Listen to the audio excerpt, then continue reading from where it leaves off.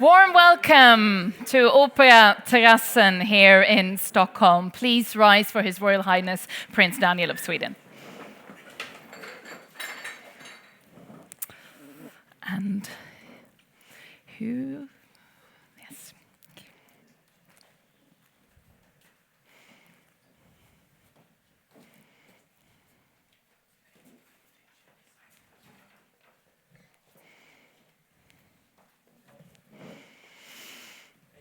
Hey. It is a great honor to welcome you here to the 2025 award ceremony for the Global Award for Entrepreneurship Research, which has, since its inception in 1996, become the foremost global award for research on entrepreneurship. And the partners behind the award are the founder, Swedish Entrepreneurship Forum, and the sponsors, Mendoza and the Royal Swedish Academy of Engineering Sciences. My name is Katrin Kjellos. I'm a financial journalist and author, and I will be guiding you through this afternoon when we are celebrating entrepreneurship innovation and entrepreneurship research. Now, next to me is a reproduction of a very famous sculpture by the famous Swedish artist Carl Milles. And it is a work created to honor innovation and entrepreneurship. And a reproduction of it is given as part of tonight's award, together with the prize sum of 100,000 euros. Now, this sculpture is called The Hand of God. And that's one side of entrepreneurship, right? Triumph, success, being elevated and recognized.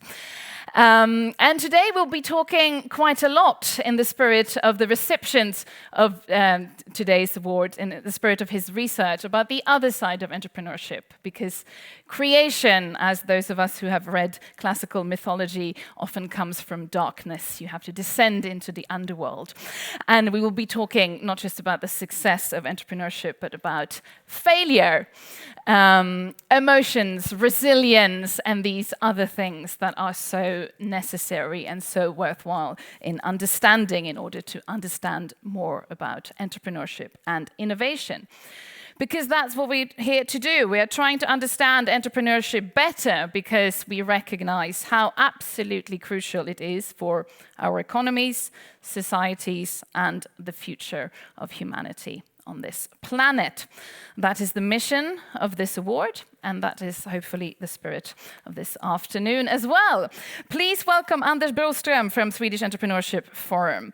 Anders Broström is Managing Director of Swedish Entrepreneurship Forum. He's also Associate Professor and University Lecturer in Economics, with a focus on innovation and entrepreneurship at the Royal Institute of Technology, KTH Department of Industrial Economics, and Visiting Researcher at the University of Gothenburg Department of Innovation and Entrepreneurship.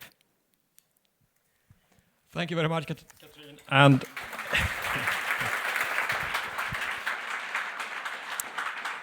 And thank you all for being here. Let me just say that it's such a pleasure to see you all gathered here today to celebrate with us this year's winner of the Global Award for Entrepreneurship Research, but also to celebrate entrepreneurship and entrepreneurship research and its contribution to our society.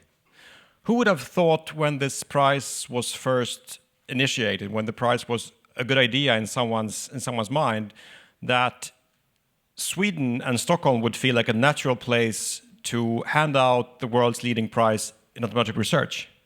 In the 90s, perhaps not so many people. These days, I hope that you share with me this sentiment.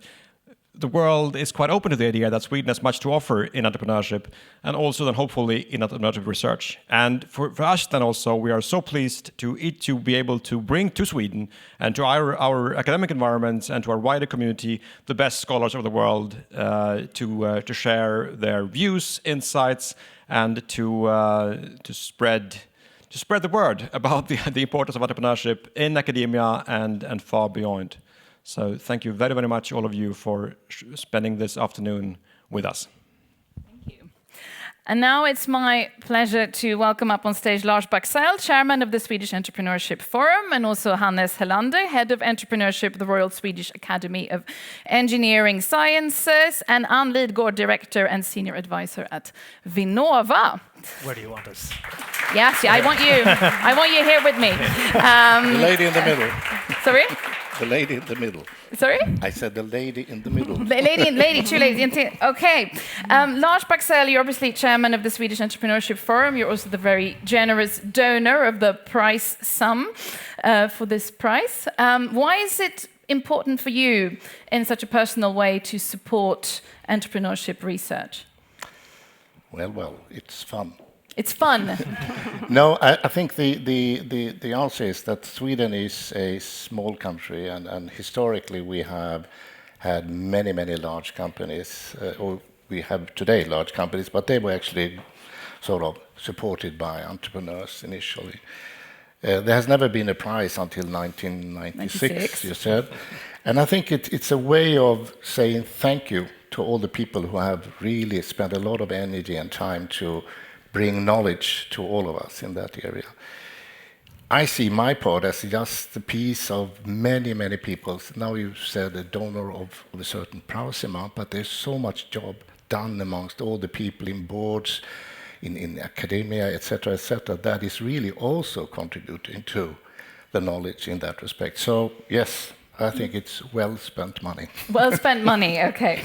Ann Lidgård, Anders Broström mentioned here in his introduction changes that now make Sweden a natural place to give out this prize. What is that journey? What has happened in the last couple of decades, and where does that journey need to go next? Well, I would start by saying that Sweden has always had amazing entrepreneurs, but obviously what has caught the world's attention is the ecosystem for startups that has emerged during the last 10 to 15 years, which actually places Stockholm now, if you look at just global ecosystems, and this is not per capita. I mean, in many respects, Stockholm in general 15th place, but in other respects even higher on this ranking, which is an amazing recognition of what has happened here in Sweden and in Stockholm, but also in other parts of Sweden. So it's well deserved, I would say, that we are now the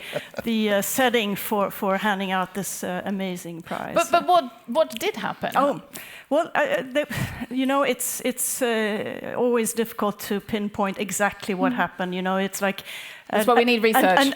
That's why we need research. Yes. And they say, like an overnight success usually takes a very long time. Yes. Right. But it's the fact of many things. I mean, first of all, Sweden has had a tradition also with public policy of really getting a population which has been highly who could really use digital tools in a very normal and just natural way. I mean, with the computer that was on everybody's home table and etc. But then, of course, role models. Some that dared take the step, and then also some business angels very early on that also dared take those steps, and then the VC, etc. So it's an ecosystem, and everybody plays a very important part. I think since I'm from Vinnova, I hope that some of what we've been doing has also contributed, at least in the very early stages. And what's been happening at the universities also is amazing now. The really interesting deep tech startups that come out of our universities and supported by the innovation offices, but also by the incubators. So, I mean, I think that we're really getting our act together, to put it bluntly. Yeah, so certain forward-looking public policies, role models, certain aspects of the financial system, financial ecosystem, but nobody quite knows what happened. Well, we need research. But I have to say that one of the things that research has shown is the importance of having those people that are part of the ecosystem that make things happen, the brokers. Yeah. People like, in some cases, I mean, everybody knows Jane Valerud. If you go back in history, I mean, what she's been doing has been pivotal. I mean, I could mention a lot of other names, but having those people, the champions there that dare take that step, it's so important. But it's not enough. Then we need the rest of the the ecosystem also to nurture this very fertile ground that we have here in Sweden. So what about the educational system? Why is training and exposure to entrepreneurship within the education system important? And how could that maybe be improved? Yeah, but I would say first, if we then expand entrepreneurship a little bit, I think it's important to remember that entrepreneurship, especially in the educational system, is not just about training people to start companies.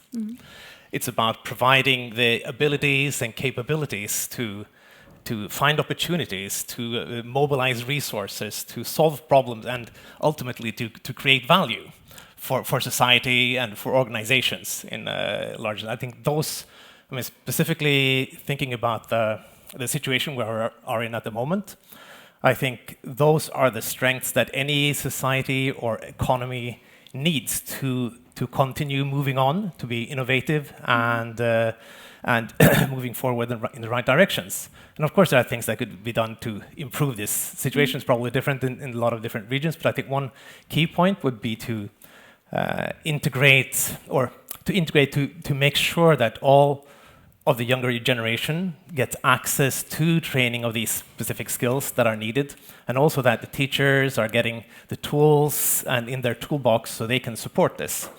I think this is super important. And at EVA, we are doing, or the Academy of Engineering Sciences, we are participating and hopefully providing to some of that part through a lot of different initiatives. So what about, is the current zeitgeist in favor of entrepreneurship? I mean, quite a lot has happened since the award ceremony last year. Here in Europe, we had the Draghi report that emphasized the failures of Europe when it came to innovation. But then, because of certain geopolitical developments, now so much both of capital and also of thought is going not so much into entrepreneurship but more into defense and security and these sort of things. How do we protect entrepreneurship and what it stands for in that type of environment? Well, I think that's extremely important. But I mean, a positive sign was just last week the EU launched their startup and scale-up strategy, which contains numerous points which will be really important to really create a true inner market for the European startups, and a lot of other parts in this with financing and also looking at the regulatory system and make it. So I would absolutely say that and the Draghi report was probably a catalyst for this to happen as quickly as we have a commissioner that actually has the name Startup Commissioner, and that's new too. Because the name of a title always translates into the person doing that job. And during the fall, and already now, they have put together a task force at the EU level to work on the new Innovation Act. So you are hopeful. So I am hopeful, but we must keep this, going. We mustn't, and it's even more important now, I would say, given the whole global situation, geopolitical. So yeah, let's understand that things don't just work by themselves. We actually have to keep, promoting and understanding how extremely important entrepreneurship is for the benefit of society. Lars, is there something we can learn from the journey that Sweden has been on since 1996 when it comes to entrepreneurship that Europe as a whole can learn from now at this moment of time with everything that's at stake? And it's a very broad question. It's a very broad question. It's a very important one. Yeah, sure. I was thinking what Hannes said about EVAs and EVAs move into this area, and I hope you forgive me for this, but okay.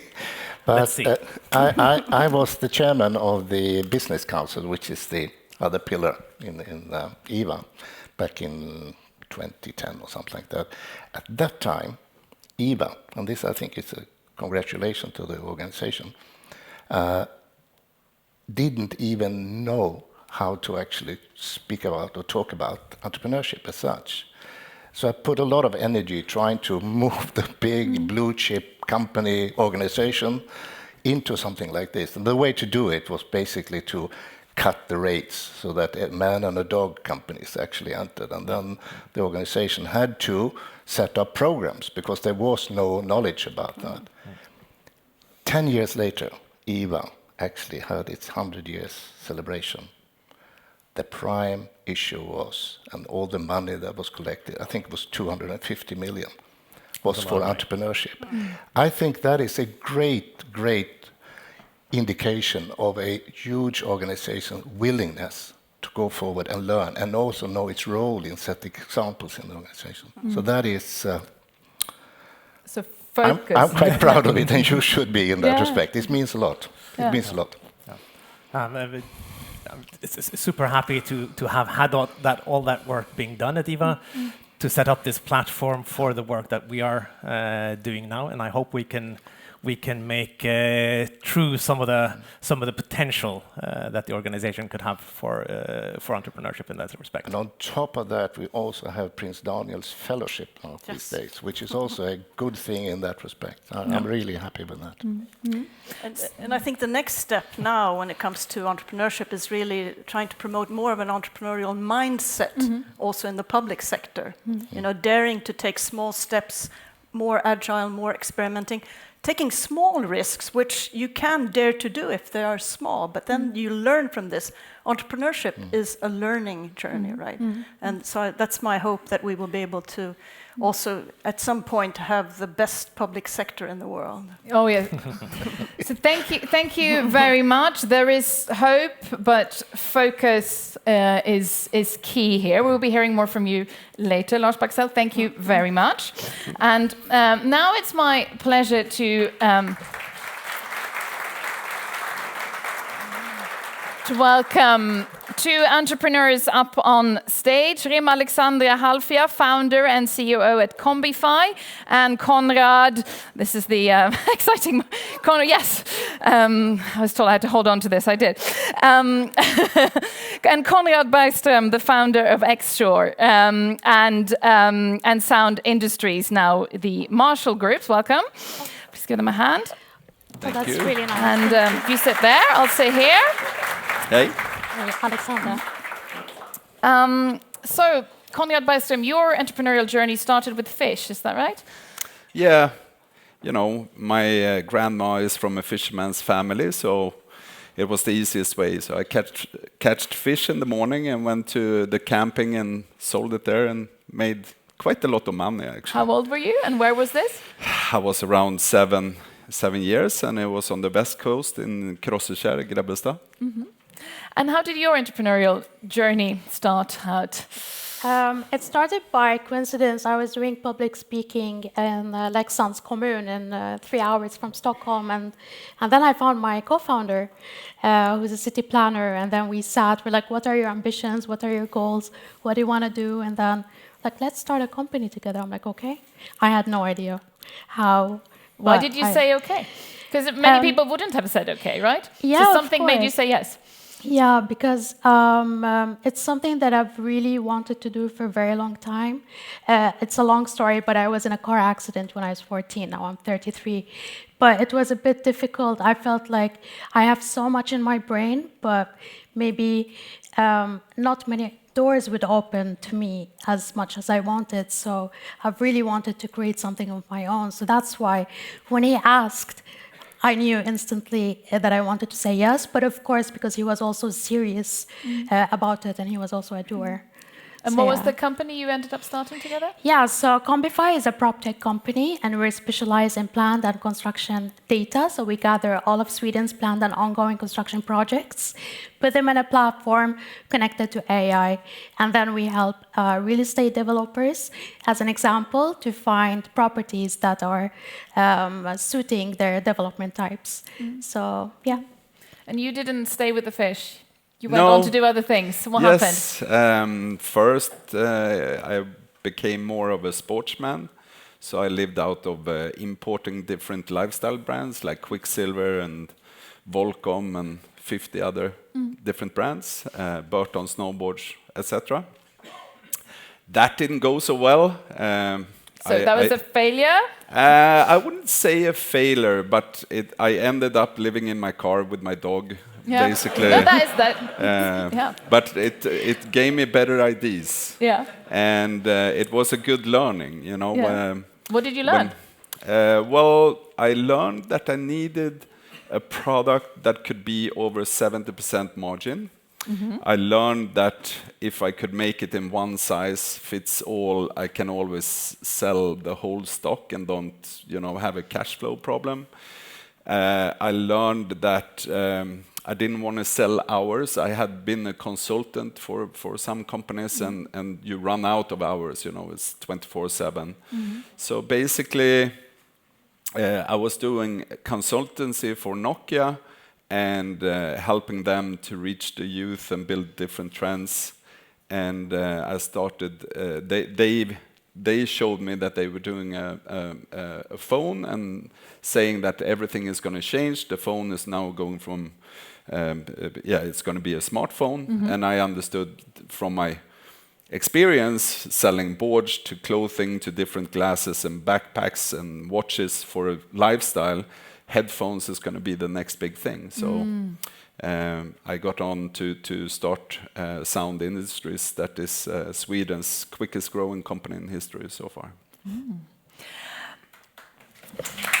Thank you. So what is it like building a company from the ground up as you have done? What were some things that you could never have foreseen? Because we're talking about learning from failure and... Yeah, I mean, I was very naive, and I still am, I think. Is that a good thing?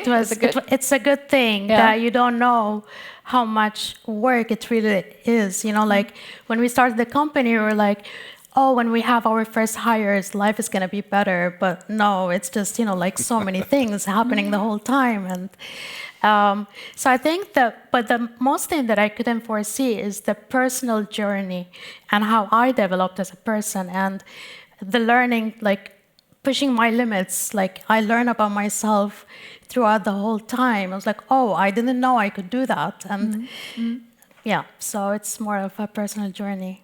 Is that what makes it so meaningful? I mean, purpose, it does, because there's a purpose. There's always a vision that, like when we started the company as consultants, the first four years, we worked as consultants. We worked on the big city planning projects around Sweden, but we let that go to be a tech company instead because we wanted something bigger, something that could last for a longer time. So, yeah. Konrad Bergström, we were talking earlier here about this reproduction of this famous statue, the hand of God, the success, but very little, you were saying to me on the phone, very little of your daily life as an entrepreneur is about that, the successes. You don't really have time to celebrate those. Yeah. It's always about something else. It's always about, some people call it problems. I decided to call it challenges. Yeah. Why did you decide to call it challenges?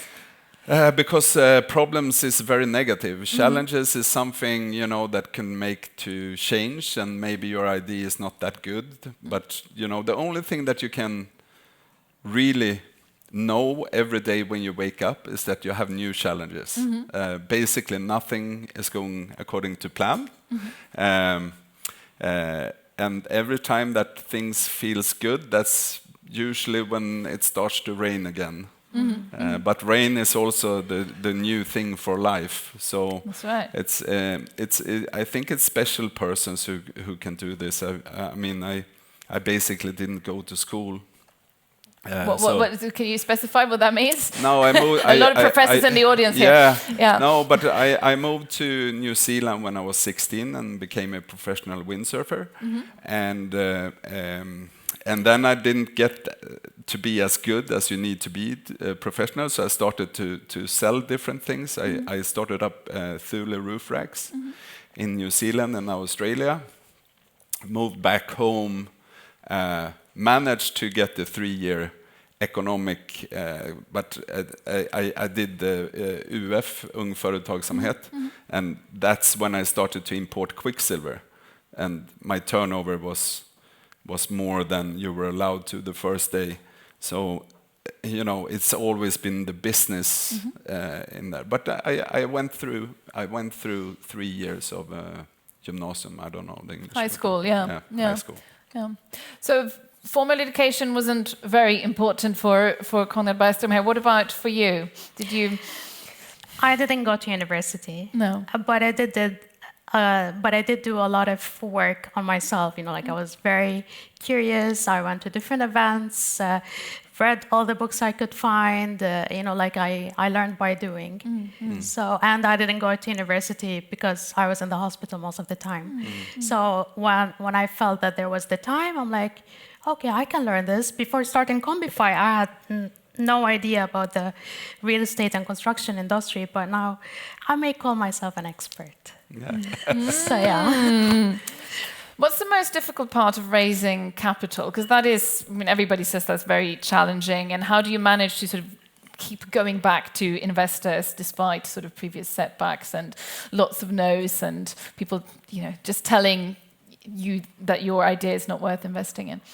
Yeah, I mean, it was very challenging because the problem that we solved at Combify, what we were trying to solve, it's not something that is rocket science. It's something that is, in Swedish we say, självklart, that should exist. But everyone thought it was too good to be true. They're like, okay, you can maybe come back when you have the first investor or that. So the idea was too good to be true? The idea, yeah, because what we did is that we gathered thousands and thousands of data dating back for the 1500s. Very complex. To 1500s? Yeah, very, very complex city planning projects, and we digitized them so that you could see what is left to build and what can you develop. That's a part of it. So, I'm sorry, what was the question? Well, about raising capital. Right, yes, raising, yeah, thank you. Yeah, so basically, the biggest challenge was not pitching. You know, like you just perfect your pitch the whole time. The biggest challenge is to, despite all of the no's, you still go back, iterate your business model, business plan, do a new pitch deck, and then go and pitch the next day and the next day and the next day. I remember me and Mike, I looked there the whole time because that's my co-founder. When we went first pitched Combify, it was at Slush in Finland.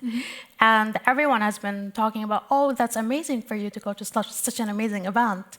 And I remember that myself and Ala, we were there for 2 days. We didn't eat. We just went to the bathroom and back. All we did was pitch. Wow. And then it just happened. And then we were still, as a tech startup, we still, you know, like keep getting investments. So I think the hardest part is just to keep going, even when things are not going as planned. And how do you keep going? Is it believing in the idea? Is it believing in yourself? Is it just stubbornness? Yeah, I think a part of it, yeah, because we are, you know, like the crazy entrepreneurs that think they're gonna take over the world, but we did our market research, so we know that this is needed. So we know we have our personal purpose, that we wanna do something great, something that can live on, even when we're not here as humans. And then what keeps us even going is that we know what we're building is needed, and that's where the future is heading anyways. So I think that's the strong why keeps us going the whole time. It's aligning yourself with where the future is going, solving a problem. Is that true for you as well? Well, I think I've solved quite a lot of problems. And for example, X-Shore that I work with mostly now, that is the pioneer in electric boats globally. We are like winning all the awards from Time Magazine, Fast Company, Design Awards and whatnot. But the macro is not very good for selling boats. You know, it's the inflation, it's the interest, the global economy. I think that people don't know if we're going to be in war in 2 years, and then you're not going and buying a boat. So now we're making a total flip into defense, because we can make boats that can go without anything with sun cells in 4 knots and up to 40 knots. And you know how big drones are. So that is our next thing. When you say total flip, you mean total flip? You're completely going in that direction? No. I still believe that the boats, and for me as a pacifist, even if I'm a corporal in the army, it's been, you know, we've been contacted quite a lot from different governments that wanted silent boats, and some of them wanted to fetch refugees because it's silent and they go by night. I won't mention what state it was, but that was something that we said completely no to, because that is not going with my human nature.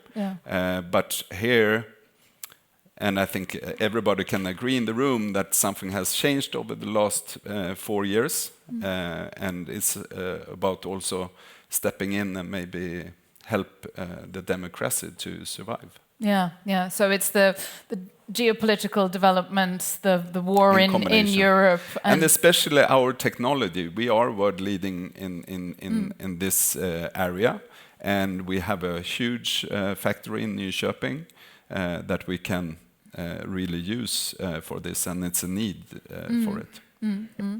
So how did you regain your focus and motivation after these setbacks, which come every day, right? According to Conrad. Yeah, I mean, they never stop. As you said, if everything is going well, I'm like, there's something, I'm just waiting, prepared. Yeah. But no, actually, I get it from my own personal. I'm going to be a bit personal here, but I look at my scars that were once, like because of my car accident. And I'm like, if I could do that, I can do everything. And I think in every person, that scars is like, can be metaphoric. And everyone can just go like, you know what, this is not the worst days, like, let's just regain focus. And one thing that I have, one thing that I have recently, just like the last couple of years in set, that rest is very important. Yes. So if I'm sitting, if I'm very, very stressed and I'm blank in my head, I do something else and come back, because it's not about, like the YouTube videos where you wake up at 4 a.m. and there's someone, like, it's not sustainable. No. So you do have to work so much, but I think taking pauses, brief pauses, can really re-enhance focus. Your rest is important, because you just been sleeping for a few weeks, you told me. Months. Months. Yeah, it's you sold true. the company. No, but I'm 54. Unfortunately, my father passed away. I'm sorry.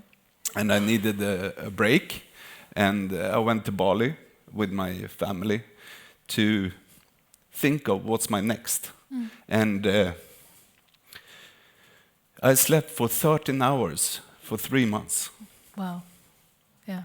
So of course there is a lot of pressure all the time. Yeah, and it doesn't come out until you sort of can allow yourself. Yes. Yeah. So that must have been quite, in a way, a scary experience, that you realized that my body and I needed this much sleep.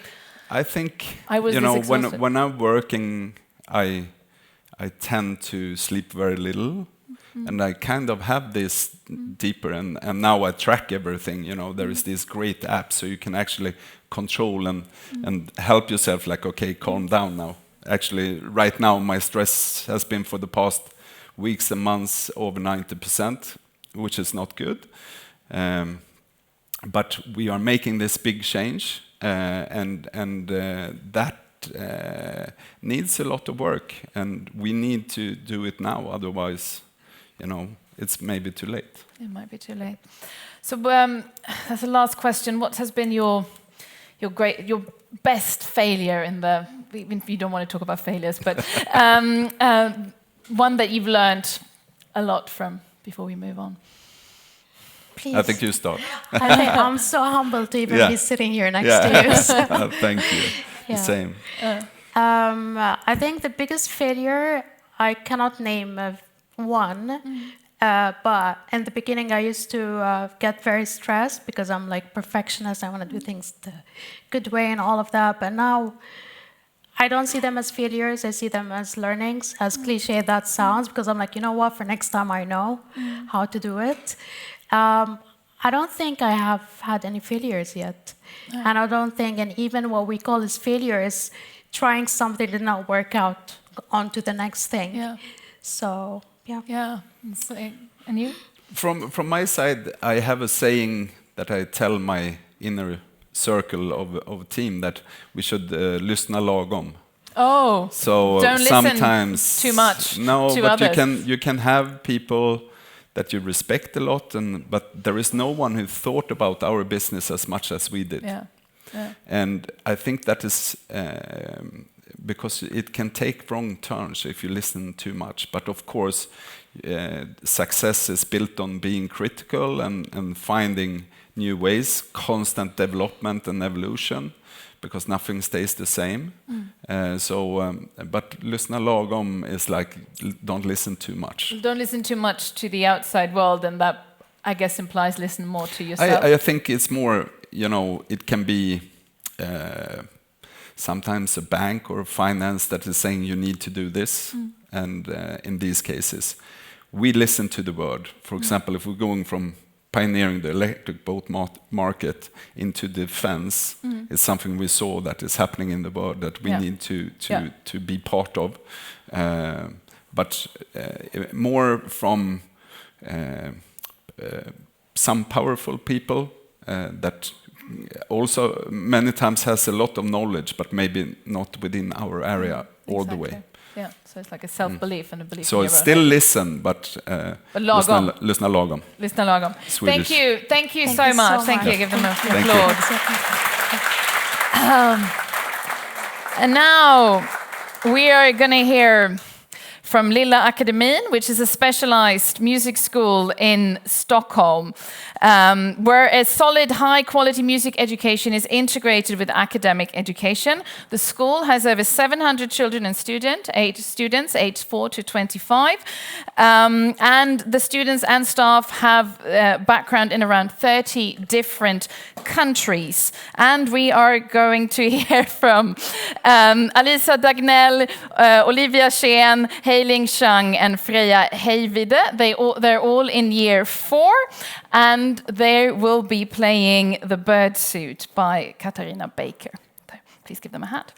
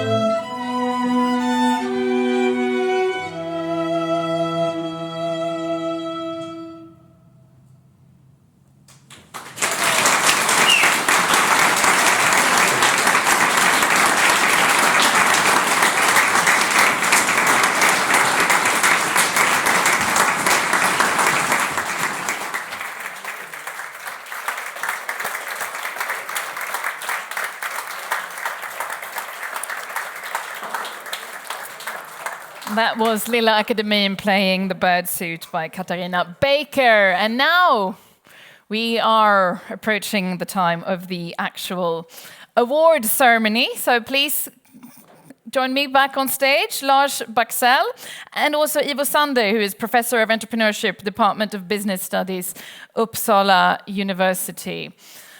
Lars, the stage is yours. Thank you. Well, I was thinking of trying to make an overview over the development of entrepreneurship research during the last 30 years.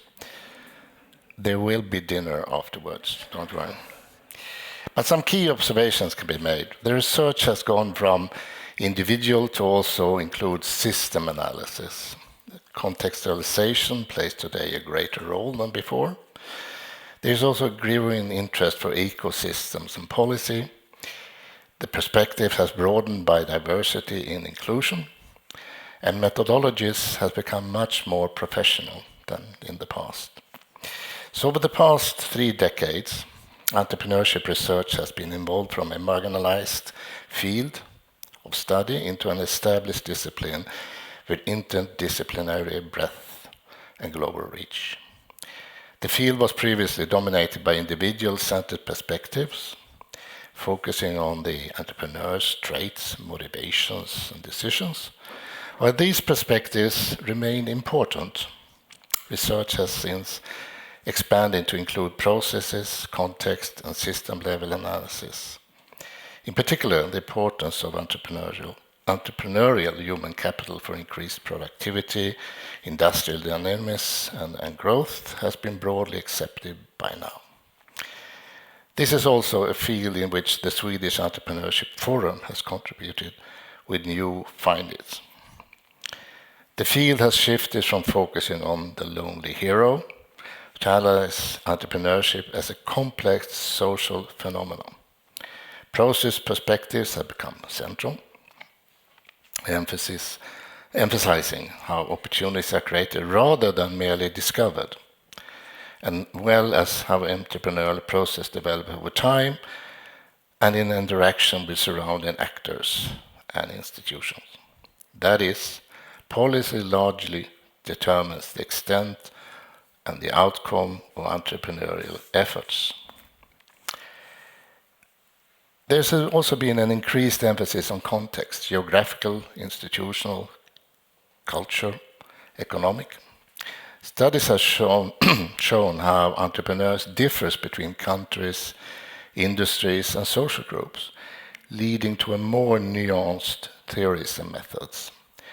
Contextualization has also sparked a rise in comparative studies and databases such as the Global Entrepreneurship Monitor, GEM called, where the Swedish Entrepreneurship Forum is the Swedish node in the GEM project.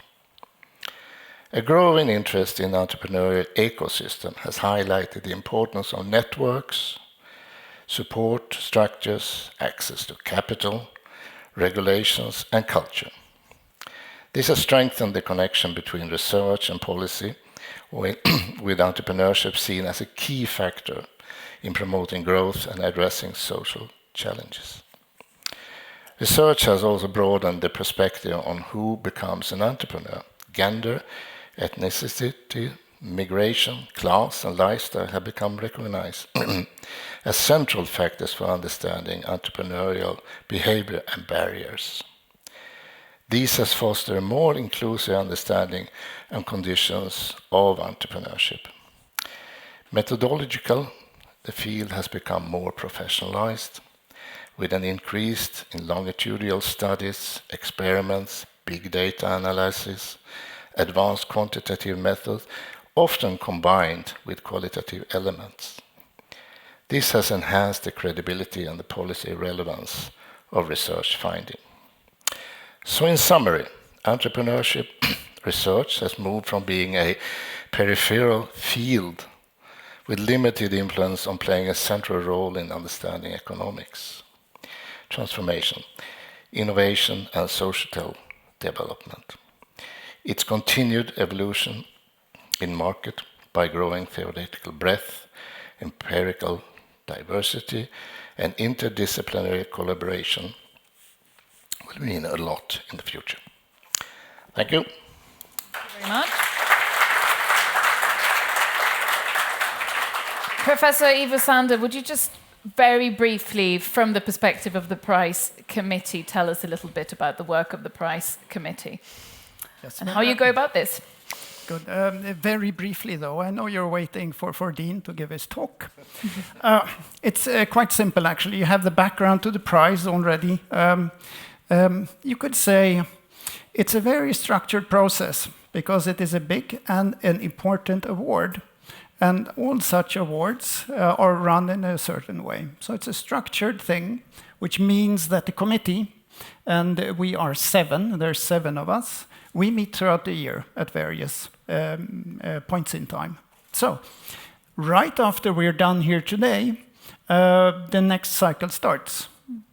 That's when we send out calls for nominations. So we open up, and this is for editors of the major entrepreneurship journals, previous prize winners, you're welcome next year, Dean, and also the prize committee. We can actually nominate potential awardees. So that's how it all starts. So we have a list, and it is a long list. It has many names on it. And throughout the process, we are getting towards a shorter and shorter list. So every year in about December, we meet. And then there is a short list of maybe a handful of potential awardees. And that's where, let's say, the work really begins. And then we discuss, and we simply, through the discussion, select who is going to be the next year's award winner. That's how it works. Now, we do take help from experts in assessments of the people we find. And we need that, definitely. We need their expertise. But importantly, we look at the assessments, we use them for our discussions, but the decision is always with the committee. And it's always unanimous. That's good to know. So that's about how things proceed. So we're trying to do a good job, and I think we did a good job this year, especially with Dean. And we're very, very happy to have you as this year's prize winner. Now, you want to listen to Dean, I realize that, but... Yes, I know you have the award citation in your hand, but before you start reading, I would want to welcome His Royal Highness Prince Daniel up on stage, who will present the winner with the award. So I will then read the formal motivation, and it's 4 paragraphs, short paragraphs, and then I'll do a summary towards the end, and then we can get going with things here. So for almost 3 decades, Dean Shepherd has had an unparalleled impact on scholarly developments within the international community of entrepreneurship researchers. His extraordinarily broad and methodologically varied research has had a profound influence on research on several central aspects of the entrepreneurship process. By engaging in topics such as entrepreneurial failure, I know we don't talk about this, but it's there, and emotions associated with that, and by investigating entrepreneurship under challenging environmental conditions and adversity, he has led the way in asking and answering important but traditionally neglected and downplayed aspects of entrepreneurship. His exceptionally productive engagement with researchers and research groups across the globe, many of you are here, and his tireless mentoring of young entrepreneurship researchers, many of you are here, have solidified and fortified the position of entrepreneurship as a distinctive and vibrant domain of research within the social sciences. In his mentoring and writing, he has pointed to the importance of research close to the researcher's personal interests, thus underscoring the key role and gratifications of genuine engagement in the creative processes that result in high-quality research. As a role model, promoter, and ambassador of entrepreneurship research at the highest theoretical and methodological levels, he has made contributions to the development of the domain of entrepreneurship research that are truly outstanding. All this taken together comes to the very brief summary for you're awarded the prize for exceptionally impactful visionary, and community-building contributions to the development of entrepreneurship research. We are so happy to have you here with us today.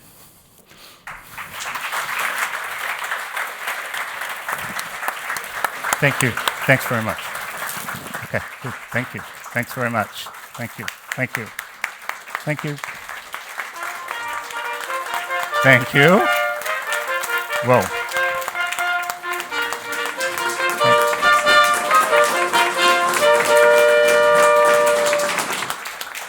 Thank you.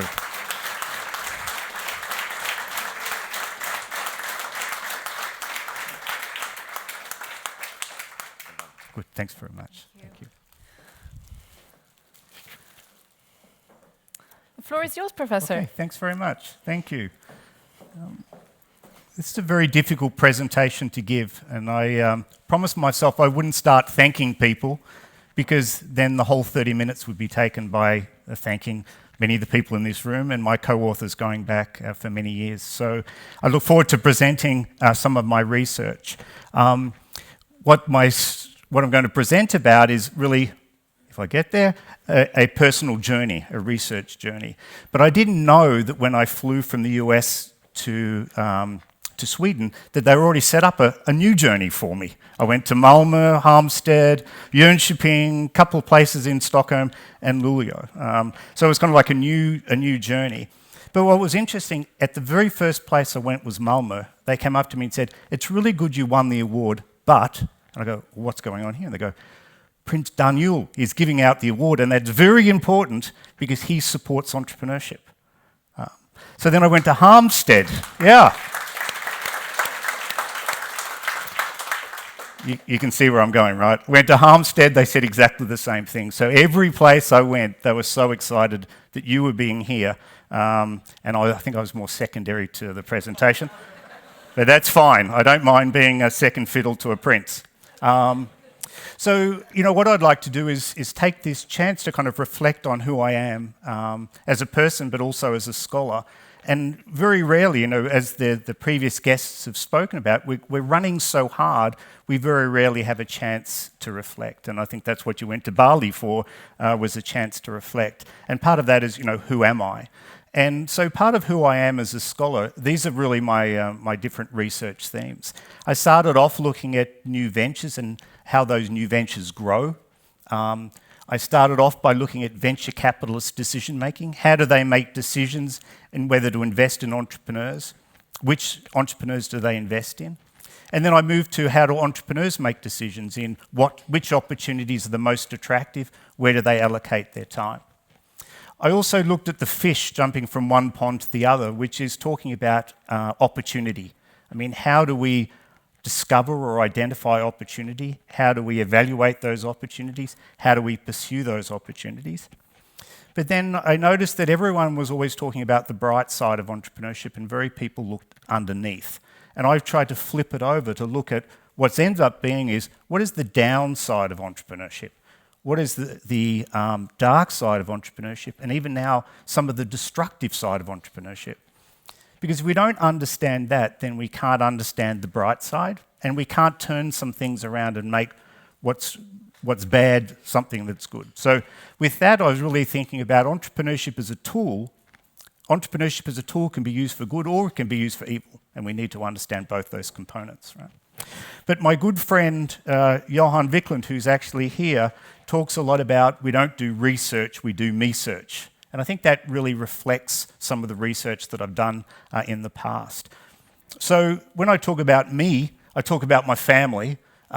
This is a picture of my family. Now, Meg's going to panic because she's not there, but she was running off with her cousins. But this is my sister's wedding. There's my dad. There's me. There's my Auntie June, Auntie Shirley. There's Jack. There's my mum, and my wife is taking the photograph. And this will make some sense as I go through this. Because the me search is all about blending your scholarly identity with your personal identity. And I can't pull those two things apart. They are the same. This is where I did my PhD at Bond University in Australia, in a suburb called Surfers Paradise. And it was really a beautiful place. a hard place to work when you drive past the surf every day to go to your office.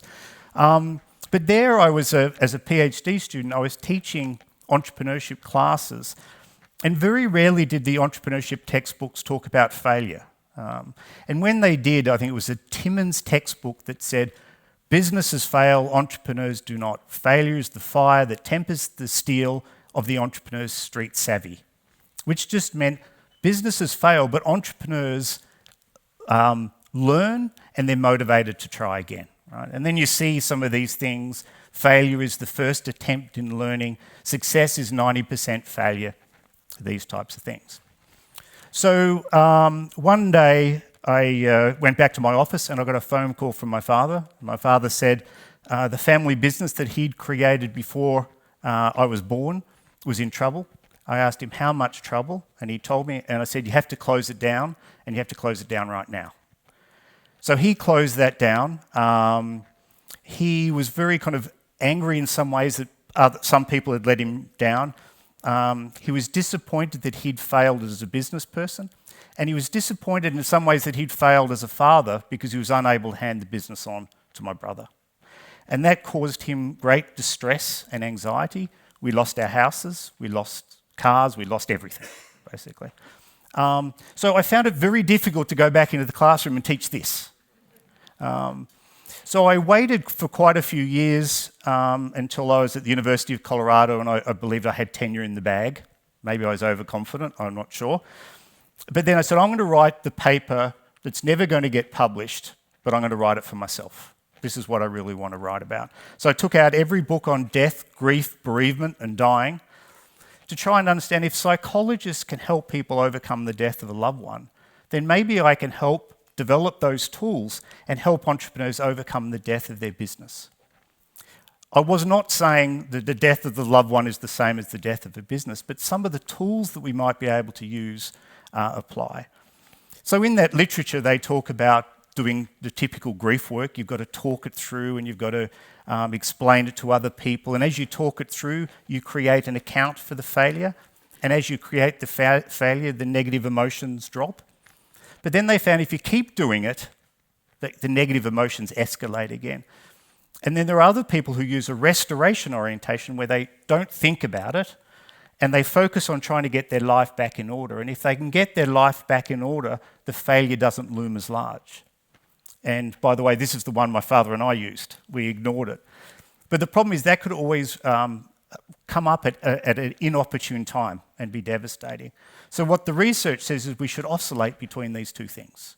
We should use this, but when we start feeling emotionally distraught, we oscillate to a restoration orientation, we recharge our batteries, and we go backwards and forwards.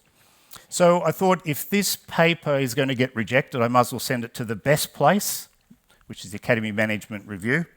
And of course they came back and said, oh, this is wrong, this is wrong, this is wrong. But you know what? We like the idea. And so I worked on that paper and eventually got it published about this notion of oscillation. And so that really set off a theme of research that I worked on in terms of failure. I also looked at, well, what happens if a project fails within a large organisation? So when my dad's business failed, there's no organisation left other than the family unit. In this instance, we could either become like Spock. If we're running an entrepreneurial firm and we don't want negative emotions to interrupt our ability to learn, we could just take negative emotions out of it. Spock has no emotions. But we theorised in this paper that if we take negative emotions out as an outcome, then we may not have the emotions as an input. We don't have the passion, we don't have the emotional commitment, we don't have the affect of investment. So this here is a picture of an Irish wake. And an Irish wake is where you get together and you celebrate the life of someone who's died. And in that sort of ritual, we are actually able to kind of reflect on the person. We can have a good time. We can reminisce about the person. We can reflect. And then we can start to think, okay, that's over. I'm moving on with my life. And we actually found some evidence of some organisations that do that. They actually have an invitation to a wake where they invite people and to try and say, well, this is the end of a project. Some of them shoot off a cannon when the project fails. They have failure parties. Some have even gone so far as to give awards for the best failure. Now, maybe that's going a little bit too far, I'm not sure. But then we said, and I can say this because my co-author on this paper was a German, we said, what's the toughest test of emotions with projects? And we said, German scientists. Right? So we went in and we actually did an empirical study here, and we said that German scientists are actually very invested in their projects. And when those projects fail, they actually experience these negative emotions. And the ones that can oscillate are the ones that diminish those negative emotions faster. They learn from their failures quicker, and they're more motivated in their subsequent projects. So we thought that was going to be a tough test for those types of things. So now I want to move on to my other research, more recent research. I'm not sure whether this was my birthday or Christmas party, but it was one of them. And there's the family. This is a typical like December or February time. But once I was at my parents' house, we're having my birthday party. My birthday is February the 8th. But this was a Saturday, so we had it on at my parents' place. That's not me, but it could be me. It could be any one of my cousins having a beer and watering his roof. You think, why would you water your roof? You know. So it was on that day. It was incredibly hot. It was well over 40 degrees. The wind miles was something like maybe 100 kilometres an hour or something like that. And Dad was on the phone, and then he was off the phone, then he was on the phone, and then he came in and said, Shirley's alive, Shirley's alive. We said, what the heck are you talking about, Dad? And what had happened is a fire had ripped through country Victoria, and my auntie Shirley was quite dilapidated. She had one of those walkers. I'm not sure whether it was her hips or her knees. And if she was home, she would have died, because the house went, she lost her dogs, lost her horses, lost everything. I had to paste this in, but Shirley was downtown playing bingo. Dad picked her up the next day. The only thing that she owned were the clothes she was wearing. And she stayed at Mum and Dad's place for 6 months. She never went back to that property, never lived on that property again. But Shirley's house was even worse than this. I mean, it was totally gone. But she knew that she was lucky. You know, a lot of people lost their lives through this bushfire in Australia that created great devastation. I mean, there was emotional devastation, this kind of financial devastation, physical devastation. People were burned and injured and these types of things. So my doctoral student and I got the Royal Commission report on the bushfire, and in the back they had these victim statements. And in the victim statements were very interesting in that people who had no history of entrepreneurship, no intention to be an entrepreneur, but when the fire hit, in the aftermath of the fire, people got together and created ventures within hours or days. So we normally think about ventures sometimes taking months and years to create. These ventures were almost created instantaneously for the purpose of alleviating other people's suffering. And so what we found is that there was this notion of compassion. And in the end, we call these compassion ventures. There was another scholar who looked at compassion within large organisations, Jane Dutton. She talks about compassion organising. And she talks about it when an organisation that uses its routines for these things can reuse its routines for a different purpose in order to deliver compassion. So Trent and I talked about this notion of compassion venturing, the creation of ventures in order to alleviate other people's suffering. And it's kind of cool because it thinks about entrepreneurship in a slightly different way. For example, the more successful I am at a compassion venture, the quicker I go out of business. Right? Because I'm actually alleviating all the suffering. I don't need to be there anymore. We're doing some work now about how these ventures can actually eventually change from being a temporary organisation to a more permanent one. Some organisation in Finland that we've been studying is helping Ukrainian refugees and how it helped them initially and how they're transitioning over time. But compassion is really having a broad scale and scope of resources and then being able to deliver them rapidly in a customized form to people who need them. And I think the problem that we found in the...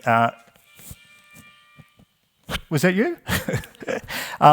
The problem that we found was that the government was very good at getting the scale and the scope, and the Red Cross and those large organisations were good at the scale and the scope, but they were not very good at the customisation, and they were not good at getting things there quickly. And we found like the government would actually almost obstruct your ability to help by putting up roadblocks because it's a crime scene. Well, the locals used their local knowledge, how to circumvent past the police blocks, and creating and delivering the compassion that people needed. There were the local customs. These are Australian footballers, if you haven't noticed, and also even being a local helped. I mean, so the Prince was there. The other Prince was in Australia, and just being a local gave them credibility to be able to get resources that they needed. So they'd say, "We need this. We don't need that." So this is an example of one of the new ventures that was created, that these people really had an affinity with their land, but I suppose they were also fearful that the fire had just ripped through and taken everything out. So people designed these concrete pods and just dropped them on their land. And they lived there, and eventually they built their houses around these pods. So there were many of these different ventures that existed. Some remained temporary and faded out, which was a good thing, and some of them kind of repurposed and became a more permanent organisations. And you can see that Trent and I have been working on this area for quite some time. But then Trent said to me, well, I mean, that's in a highly developed country where you've got plenty of resources. What about a kind of resource-poor country, a developing economy? And he said, well, how about we go to Haiti and we look at what happened after the earthquake in Haiti? And I said to him, how about you go and I'll stay here, I'll fund you. Which was good because he told me these horrible stories, how he was on the back of a motorbike driving around all these areas. So I'm kind of glad I didn't go. But we worked on a couple of these papers here, but one of the simple notions was if you give a person a fish, they eat for a day, but if you teach them how to fish, they eat for a lifetime. We found that some of the compassion ventures were kind of more or less like giving the fish, which could be appropriate when you're hungry, right? I don't need to learn how to fish, but I need to eat today. But there are other ventures that were more building up people's resources and capabilities so they can do it themselves. We were worried that some of the compassion ventures could be doing some damage in that they create a sense of dependence or a sense of helplessness. And even they'd have some sort of animosity against some forms of charity. So we tried to work out what the right mix was. The right mix was there. So this line of research, I had my 4 themes. I've kind of added a 5th theme, and that is adversity. Those examples, and we've continued those, are really adverse events. And they were my 2 areas of me-search. So I've added to me-search, I'm going to add, Johan, we-search. So I work with Vinit Parida, who's from India, but he's actually from Luleå. And we said, what's the me-search of our group? And we said, why don't we look into some things in India? And we said, because India is unique and there's a lot of resource scarcity. And we say, entrepreneurship is a lot about having slack resources and time in order to experiment, in order to be innovative. But isn't necessity also the mother of innovation? So we wanted to look at how does entrepreneurship occur in those particular contexts. And so we've worked on this area quite a bit. So I'm just going to wrap up in a few moments. But I mean, here's where I think entrepreneurship research has been for a very long time. We can call it WEIRD. Western, educated, industrialised, rich and democratic. All right. So we've been doing WEIRD research. So, which is interesting when you think so much of the population and so much entrepreneurship is non-WEIRD, all right? It's non-Western, non-educated, non-industrialised, non-rich, and I haven't done too much in the non-democratic area, but some of this illegal research is there. So I really, hopefully when I've won the award, And I'm reflecting that my career is not over. I'm very excited about the things that I'm going to do. I can't thank all of these people, but I'm pretty sure I've got all my co-authors up there who have been, as it says, life was meant for good friends and great adventure. So it would not have been as much fun, would not nearly have been as much as productive if they weren't there. Yes, you're here, Johan. You're looking around there, right there. And so I don't know if we have time for questions. If we do, my wife would love to answer them because, yeah, so that's it. Thank you.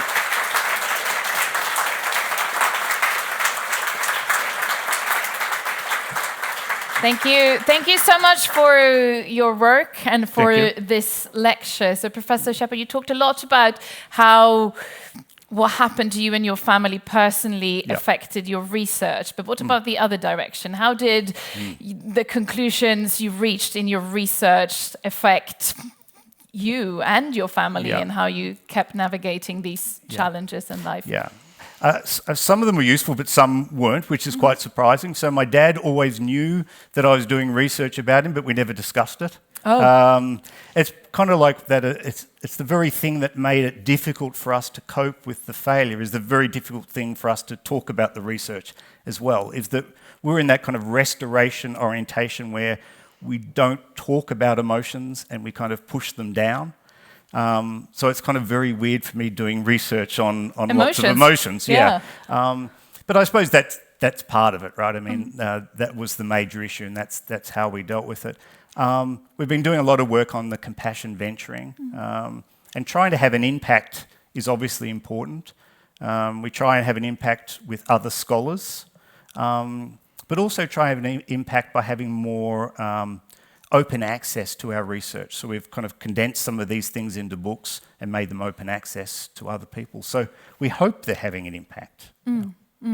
So what role can entrepreneurship research play, for example, in us understanding the economies, our economies more from a macro perspective? You're talking about the weird research and the importance of doing research on the ground. But I was also thinking while listening to you that compassion is something that we don't study that much within economics, for example, but that's something you look at. Can you say something about that? Sure. It's kind of probably different from most of the people in this room in that when I'm talking about poverty and how entrepreneurship exists in India, for example, the slums of India or rural India, I don't focus on how do I change the whole institution to eliminate poverty or to eliminate this kind of lack of education, right?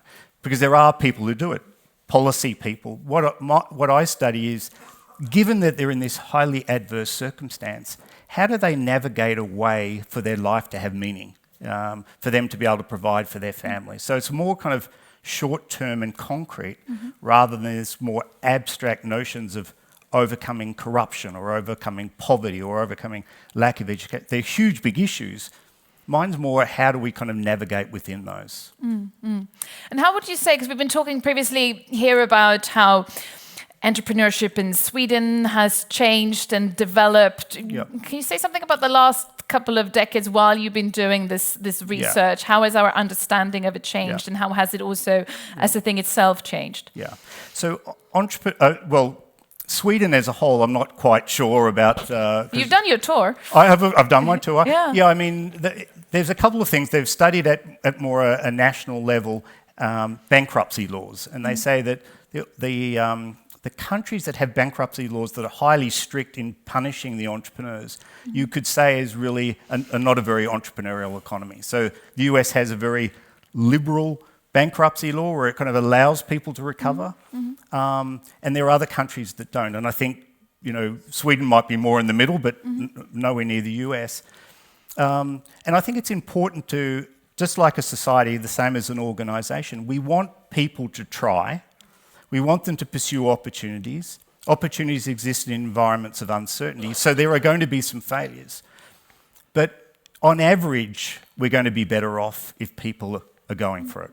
And if we're penalising people for failing, then we're really sending a signal, don't start. And that's a real danger. But it's a balance. There is a balance as well. I mean, you can't let people off scot-free, but I mean, so long as they learn and they give it their best efforts, and it's not illegal or corrupt or fleecing people. But I mean, if people are giving it an honestly good go, they're investing a lot. I think failure. It's not only if I fail, I learn. But other people also learn from my failures. So I think society benefits a lot from everyone going for it. But even the people who fail also benefit society. So it doesn't make sense to penalise them too harshly. But you don't automatically benefit from failure. You have to do certain things, right? Right. I mean, my father did not benefit from the failure, and that was part of the story. I mean, because he never really fully recovered. And if you don't fully recover and you don't try again, what he did learn never got used, right? And so what we try to do is try to help people learn how to regulate their emotions so that they can still feel emotions but keep them in balance, to be able to regulate those emotions and therefore be able to learn and therefore be able to try again. And that organisations can help that as well. By providing people psychological safety to say, you go for it. And as long as you're going for like a well-designed experiment with a hypothesis and it doesn't work but you learn, then that's okay. So there's a method and a set of skills that can help. And there's the lean startup and all these other methods are really about how do we manage failure? Because if entrepreneurship's part of uncertainty, how do you manage uncertainty? You manage it by managing your failures. Yeah. Thank you. Thank you so much for your work. Thank you. Thank you. Congratulations on the prize. This was the 2025 award for the Global Award in Entrepreneurship Research. It's been a pleasure hosting this afternoon. Thank you so much for coming and thank you so much for watching.